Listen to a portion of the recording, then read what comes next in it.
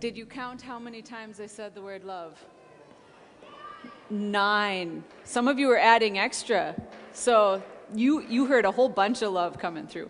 9 times. Our theme this month is love. I have to say, I'm sorry, I just can't help it. I'm going to say it that way. Our theme is love. And it's not just because Valentine's Day is coming up this week, but because love is a very important ingredient in all of our relationships. And we're starting our relationships teaching series called It's Complicated. So to get us thinking about all of the different relationships we have, I want you to think about all the people that you have had interactions with today and in the last few days, maybe in the last week. All the interactions that you've been having with maybe parents or children, a spouse, brothers or sisters, other relatives. Maybe you've had interactions with coworkers, with friends, with students, with teachers, with coaches. All of these people are in our lives, and we have different relationships with all of them. And if we didn't have these people in our lives would be lonely. But since we do have all these people in our lives are complicated. So I want you to just think about all of these people and silently lift them all up to God and just say a prayer of thanks for them. And you might be thinking, hey, some of these people I don't actually like very much, or they're very difficult or complicated. I don't care. Lift them up and just thank God for them. Some of these relationships may be going smoothly, some of them may be strained. But the fact that they exist is a gift. So we can thank God for all relationships. Today, we are going to be starting talking about couples, healthy couples, and how to be a healthy person in a relationship. But I want to make 2 notes as I get started in this today. First, there are a whole lot of people that are not in a couples relationship. There are a lot of people who are single, by choice or not by choice.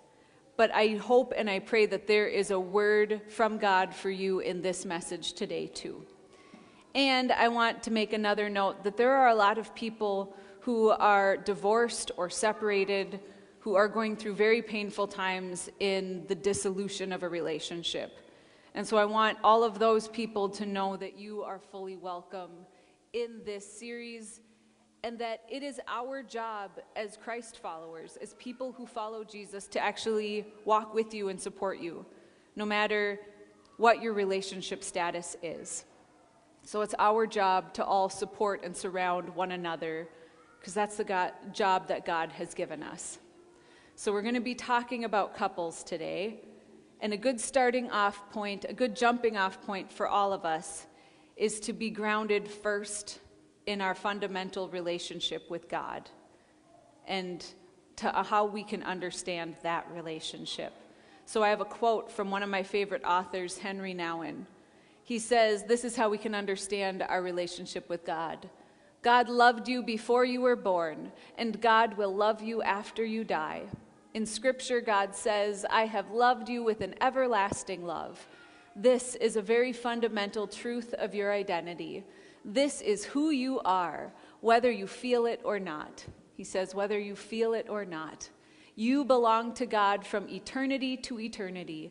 Life is just a little opportunity for you during a few years to say, I love you too. Our relationship with God existed before any other of our relationships existed.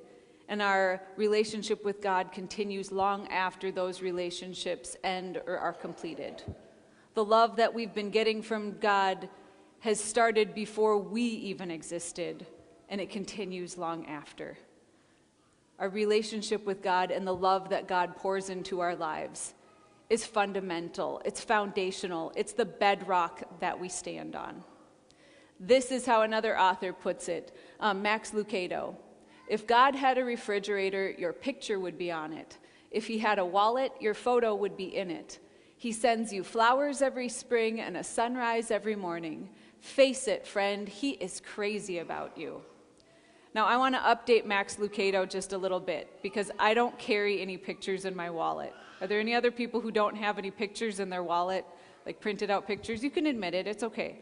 Let's just amend what Max Lucado has put and say, and if God had a cell phone, your picture would be in it. God is crazy about you. That's where all of us start when it comes to relationships, this bedrock, foundational understanding about how God's love impacts us.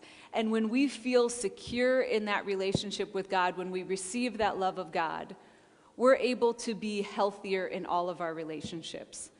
And we're able to be more loving spouses. We're able to be more generous, more compassionate. We're able to be independent while still being connected. We're able to express our needs without being too needy. Our relationship with God is fundamental. Let's look to see what Paul says to the people who lived in Corinth.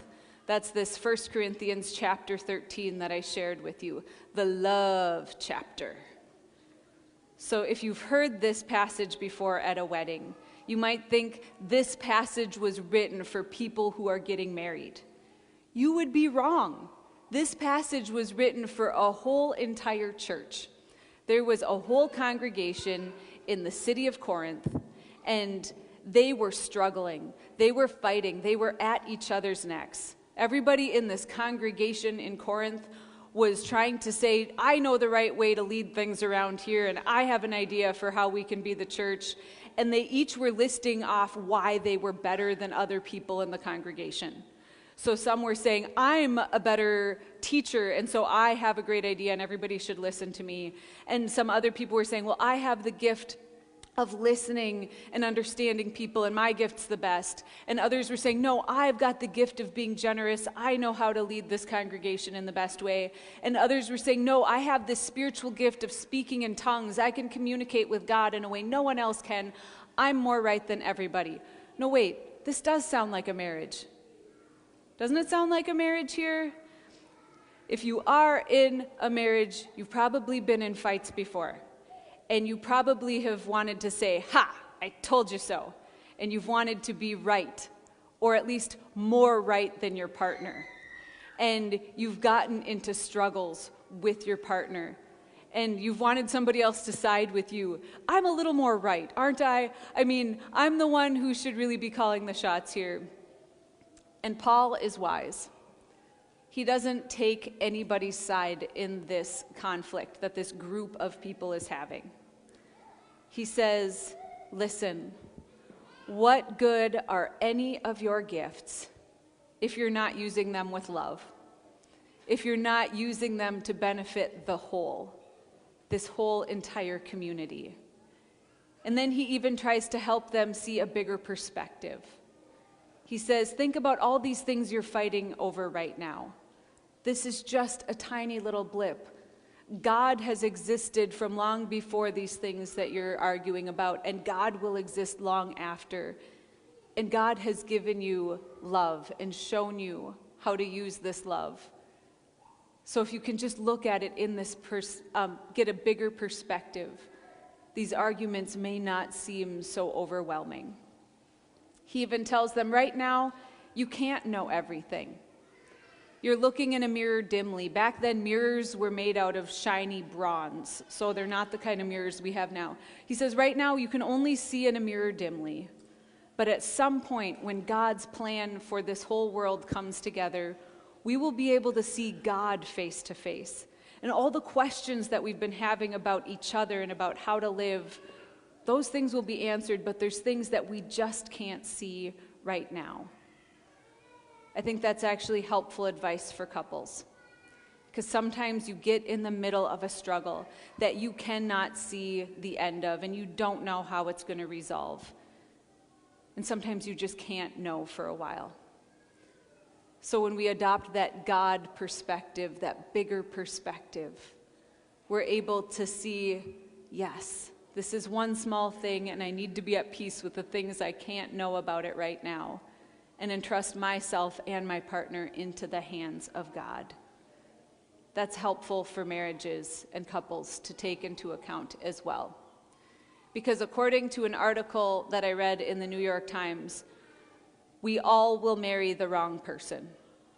Every one of us. Now hear this argument out. This was the #1 most read article in the New York Times from a few years ago by a modern philosopher named Alain de Botton, and he says every single person, if they get married, will marry the wrong person, and here is why. He says, marriage ends up as a hopeful, generous, infinitely kind gamble taken by two people who don't yet know who they are or who the other might be, binding themselves to a future they cannot conceive of and have carefully avoided investigating. I'm wondering, of any of you who are married, did you really know who you were when you first got married? Did you know your shortcomings, your foibles, things about you that may not be perfect? Were you really self-aware fully? This is an honesty zone, so you can say, no, I didn't know myself fully. And did you really know this partner that you were getting into this marriage with? Again, the answer is no. It's impossible to completely know ourselves or know another person, especially just starting out. And when you do join your life with another person, you can't know what circumstances you will live through, the struggles, the joys, the things that you will face together. You just can't know the future. But then he says the things that you can actually know about yourselves and each other, you carefully avoid not investigating, because you just don't want to burst this beautiful little bubble that you have created. So he suggests, instead of ditching the wrong person that you married, ditch your idealized, romanticized notion of what you thought marriage was going to be. And this isn't a Christian article. It wasn't written from a Christian perspective. But he says, we all are so good at pointing out the shortcomings of our partner. But what about owning up to our shortcomings in ourselves and adopting some humility?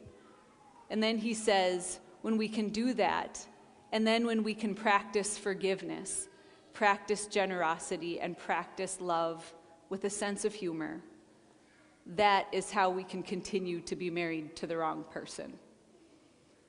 I think he has some wise words. It sounds like he's describing the recipe for love that Paul lifts up in 1 Corinthians chapter 13. My favorite part of 1 Corinthians chapter 13 is this part, where it says, love bears all things, love believes all things, love hopes all things, love endures all things, love never ends. When we look at that, they're beautiful words, and yet what we come to find out is that we really can savor the beauty of love when there's something to bear. Love is easy when everything's going smoothly, but when we have to bear something difficult, that's when love really gets activated. And that's when we need to know that we don't just depend on our own well of love that we have, but that we can dip into and stand on the love that God has given to us. And then it says, love believes all things. Of course, it's easy to believe when we can see how things turn out, but what if you're in the midst of a struggle that you don't know how it will get resolved? That's when you need eyes of faith, and you need that power of love to believe when you can't. And love hopes all things. Hope is necessary when there is despair, and love endures all things. The power of love shines through when a couple is able to endure something and cling to not only the love they have for each other, but the love that God has that is holding them up. Paul gives us some powerful things to think about. And the thing I want us all to think about in our relationships is how we can lean into the love God gave to us so that we can put it into practice in our most cherished relationships. I want to close with a quote from someone who's been married much longer than I. They said, I didn't get married just to be happy. It's a journey for me. It's part of my journey toward God, toward being the best Christian I can be. So my husband and I have a commitment to help each other grow. This helps us hang in there when we get stuck and hurt each other. Paul wrote this letter to people who were stuck, who were hurting each other. But yet he knew that wasn't the end of the story for them. He knew that they were journeying together towards seeing God. That's what we're all journeying towards. And we can lean into the love that God has for us as we try to practice it in our own lives. Amen.